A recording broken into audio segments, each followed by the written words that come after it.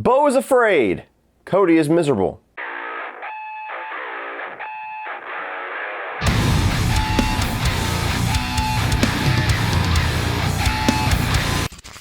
What is going on, guys? Welcome to my review of the new Ari Aster film, Beau Is Afraid. So for a little bit of background on me and my relationship with Ari Aster thus far, I thought Hereditary was a very good horror film. I didn't love it on the level that a lot of people did, but I really enjoyed it, and it certainly made me keep an eye out for what his next film was going to be. Midsommar, unfortunately, didn't really work for me. It felt really long-winded, and it was one of those films that just took 3 hours to get to the point when I felt like halfway through it I understood exactly what he was going for. I'm due for a rewatch on it, I will give it that, but my one experience watching the film wasn't my favorite, and the discourse following not loving the film didn't give me a whole lot of motivations to give it a second chance, and we'll get more into that later. Now, with Beau Is Afraid, I walked into this one mostly blind. I did see the trailer somewhat in a theater. I don't think I was actually watching it, because typically when the trailers are playing, I just look at my phone. I don't like watching trailers for movies too much anymore. And so I actually walked into this film thinking it was going to be something along the lines of Benjamin Button, the poster that has the different age variations of Joaquin Phoenix's character. That's what my mind immediately went to. Could not have been more wrong about that. So I walked into this one expecting something different. It didn't seem like it was going to be a horror film. It didn't seem like it was going to be following that cult theme of the previous two Ari Aster films.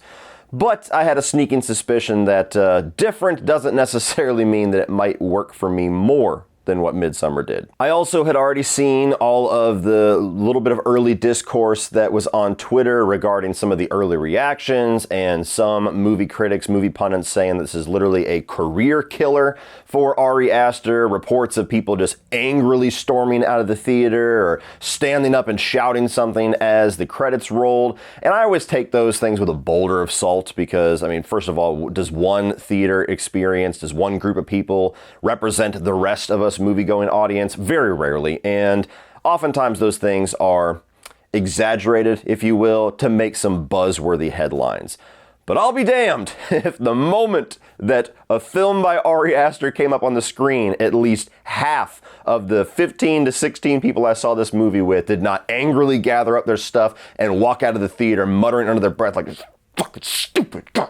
And as for myself personally, after sitting through this film for a 3-hour runtime that, to be honest with you, felt more like a 5-hour runtime, I don't know if I'm going to watch Ari Aster films in the future. I'll get into why, but it just doesn't seem like this guy makes movies for me. Starting off with the positives for Beau Is Afraid. Look, whether or not Ari Aster tells stories that I'm particularly interested in, whether or not the end result is something that I feel like the 3-hour runtime was worth my time and money, this guy is one of the more unique and interesting voices in filmmaking today. There's a reason why he is in his mid-30s, he's only done 3 films, and yet he is still one of the more prolific names as far as working directors, because this guy has such a unique voice and such a unique visual style. And while I think Beau Is Afraid highlights all of his flaws as a filmmaker more so than his previous 2 films, I also think that it highlights his strengths as a filmmaker more than the other 2 films. His work that he does in collaboration with his cinematographer, which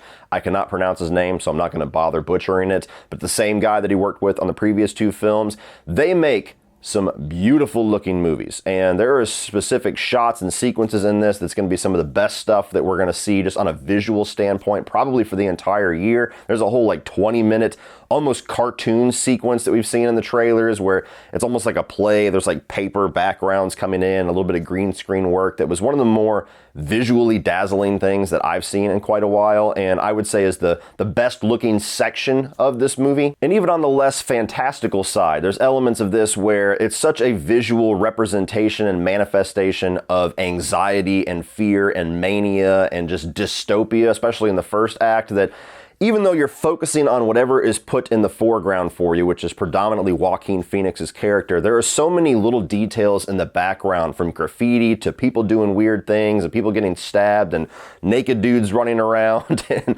all this wild, weird little details that you could probably watch this movie 5 times and still be picking up on these little details stuck in the background. That just the attention to detail in building one sequence is really interesting and impressive. I think it pretty much goes without saying that Joaquin Phoenix does a great job with his performance. I mean, this is one of the best working actors today. He's got a Best Actor Oscar on his shelf, and I expected nothing less from him, and he delivered. Now, I don't think that his character was all that interesting. I'll get a little bit more into that later, but what he was able to do on screen with bringing this character to life and doing everything he could to keep you captivated with this fairly one-note character for a 3-hour runtime, I don't think that there's anybody that could have done it better. And all the other performances are damn good as well. You've got a lot of big notable actors in here. Nathan Lane shows up. Bill Hader in like a blink and miss it moment was pretty cool, a nice little surprise. You got Patti LuPone in here playing the mother of Beau, and especially in the third act of the film, she really gets to shine. Very creepy, very disturbing, a lot of monologues that are hard to look away from. At the same time, you're like, please stop talking because you're just making me uncomfortable. Moving on to the mixed aspects, because this is a movie that is quite literally this surrealist dream come to life. It's a bit of a fever hallucination, if you will, to the point where Joaquin Phoenix said, do not take mushrooms and watch this movie. There was never a point that I was bored. There was never a point where I wasn't engaged with what was going on visually on screen. There was never a point where I wasn't intrigued in how much more weird and absurd and strange this thing was going to get. But because the entire thing is that really weird, trippy, surrealist odyssey adventure, I never fully engaged with it. So I was never bored, but was never completely invested because there's so much that is like not completely tethered to reality going on that I never really could figure out what mattered, what was consequential, what was inconsequential. And so at a certain point, I just had to sit back and absorb this thing on just a visual front. And now moving on to the negatives. And I'll say this movie is an extreme love-or-hate experience. There are people that are going to walk into this thing and love what Ari Aster does, love most of what A24 does, that are going to absorb this and think that, man, I could have sat through 6 hours of that. They're going to say it's one of the best films of the year, and they're really going to just identify with it and really latch onto it on a personal level, and they're going to walk away with this elated experience. And then you're going to get the extreme opposite. You're going to get people that walk into this blind or walk into this really loving Hereditary or Midsommar and are going to walk out going, what in the fuck did I just pay for? And the unfortunate byproduct of that is the reason why I said I might not watch Ari Aster films anymore, because it is absolutely miserable to participate in the discourse regarding films like this, because you get the two opposite ridiculous extremes. You get people that didn't like the film, that look at those that did and say, you're just this pretentious art snob that just sniffs up the ass of Ari Aster and you'll just take whatever he gives you. And then you get the other version that is people that love the movie, that see those of us that didn't quite enjoy it or identify with it, that look down on us like we're some simpleton morons that only watch Marvel films. I put out a tweet as I was walking out of the theater and sitting in my truck, basically saying that that was a grueling 3 hours. I might never watch an Ari Aster film again. And then I expressed how there was like half the people in attendance in the theater that actually did the crazy things that I've been hearing everybody doing. And my God, in less than 24 hours, if that thing hasn't gone viral with all of the typical film Twitter bullshit. And I phrased that tweet very specifically. I didn't say what I particularly liked or disliked about the film. I didn't express it as some kind of elitist opinion or as if my experience with the film is the correct experience, like unfortunately some other people do. I just said, I didn't enjoy this and I might not choose to participate in Ari Aster's films after this. And just me saying that I don't think I'm going to spend my time and my money on these movies anymore, you would think that I was standing out in front of theaters blocking other people from coming in. If you enjoyed this movie, by all means, I'm happy for you. Enjoy it. Sing its praises. Tell other people that you know that will like this movie on the level that you did to go and see it and to check it out, because this is definitely not going to be a film that's going to make any kind of a profit. And I think A24 knew that good and well when they greenlit it. But don't be the person online that's looking down on everybody that didn't have the same experience as you. You're literally the film version of Nicholas Hoult in The Menu. Ari Aster is the Ralph Fiennes character, and Beau Is Afraid is the breadless bread plate. What the hell are these? These are tortillas. Now, with that being said, why didn't I like this film? Well, just like with Midsommar and to an even more extreme degree, unfortunately, I feel like Ari Aster, as he has gone on, is extremely long-winded and indulgent. We all know that person that goes to tell you a story, be it a coworker, a girlfriend, a family member, that goes on for 15, 20 minutes, gives you a bunch of backstory, tells you all these little tangent storylines, and brings it all together at the end to tell you a point that you could have summarized in about 2 sentences. And you say, sit there and you go, why the fuck did you just waterboard me with that epic tale for something that was literally this much of a statement? I get it. The movie is a visual manifestation and a personification of fear and anxiety and what it's like to live with said fear and anxiety. Also a little bit of guilt thrown in there, and having a massive commentary by the end of it of what having an overbearing parent can do to somebody's psyche. I get it. There's a 2-hour version of this movie that I actually would have appreciated significantly more, but this extremely long-winded, indulgent, just carte blanche version that is 3 hours and has an entire 20-minute cartoon sequence that, like I said, looks gorgeous, but by the end of it is just like, that was like a fucking commercial break. That didn't add to a whole lot. The version that we get to watch, this 3-hour indulgent carte blanche cut by Ari Aster, to me was repetitive, redundant, and was extremely exhausting. I mean, I was really engaged with the first act of it. I was really intrigued. I was really just visually mesmerized with the zaniness that he was going for, and I was intrigued with what exactly was in store for me. And then as soon as it started to feel like, okay, we're getting a lot of scenes here that are going on way too long, and they don't seem to be adding up to a whole lot other than just spending more time in this world, I flipped over my phone to see what time it was and said, oh God help me, we're not even an hour in. And don't get me wrong, I like, and I actually champion the fact that there's a studio out there that has such confidence in a young new filmmaker that they would give them a massive budget, reportedly the biggest budget that A24 has ever given, give them absolute carte blanche, don't tell them no to anything, and let them just express their artistic vision in whatever way they want and release that film to the public. I like the fact that we have a studio that will do that. I do not want to live in a world where we only produce films that are going to be profitable or that go through a committee of people saying, nope, cut this, take this out, do this, change this.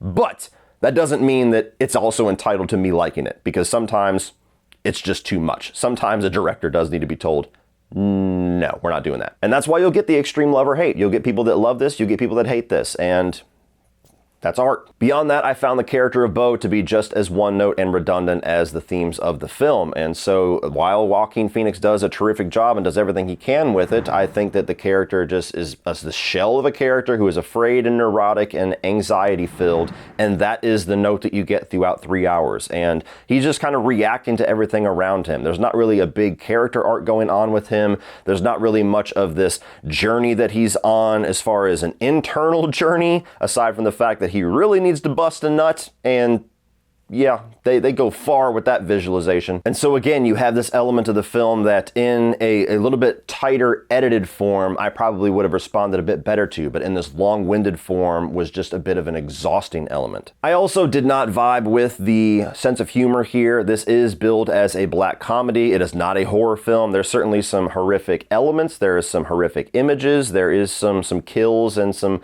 monstrous stuff that's sprinkled throughout the 3-hour runtime, but this is predominantly a dark black comedy, this surrealist dream that's going for awkwardness, that's going for extremity, and going for some really offbeat humor, and that's just not my style. So there was a couple of moments where things were just so visually absurd on screen that I could see a certain crowd of people reacting with laughter. That was not the vibe in my theater, that was not the vibe in my head, and so while I'm watching this, the comedic side of things that I really would have needed to break up this 3-hour runtime, it just didn't work for me. And I've hinted at it, but ultimately I was one of those people that really hated the way that this movie wrapped up. That is the moment where you give the payoff. That is the moment where you give that moment of satisfaction, where everybody that is stuck through your film for 3 hours gets some form of reward, some form of immediate gratification for the amount of time and the money that they just spent. And it ended on a note that to me would either elicit two responses: anger or awkward laughter of like, of course, that's how you ended it, you fucking asshole. I even sat through the credits just on the off chance that something else visually was going to happen once the words started to roll off screen. And there was one other woman in the back of the theater with me, and we were both sitting there, and I'm just sitting silently, and eventually she just goes, "Come on, something happened." Look, it boils down to this. If you know this film is for you by the filmmaker, the film studio, or the trailer, then you're likely to have a good time with it. If you're somebody that got hesitant about any of those three details, it's a bit of a toss-up, but the odds are not in your favor from what I have been seeing with a lot of the reactions to this film.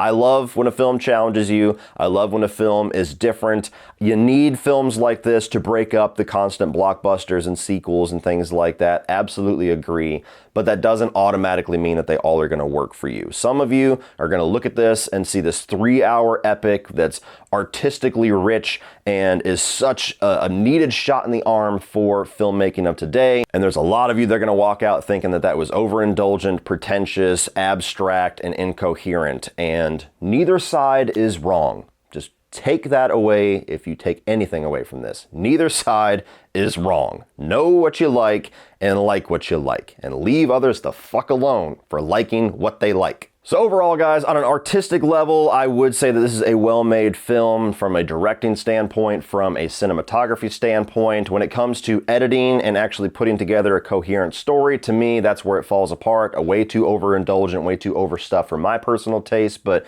you know who you are better than I do, and if this is up your alley, you may really enjoy it. Well, that's it for this one, guys. If you enjoyed that, please click over here for all of my 2023 new release reviews so far, and I'm also going to put my review for Evil Dead Rise that also came out this weekend. Please like and share this video, hit that subscribe button so you don't miss everything in the future, and as always, remember, opinions are like assholes, but that doesn't mean you have to be. Are you listening, A24 fans?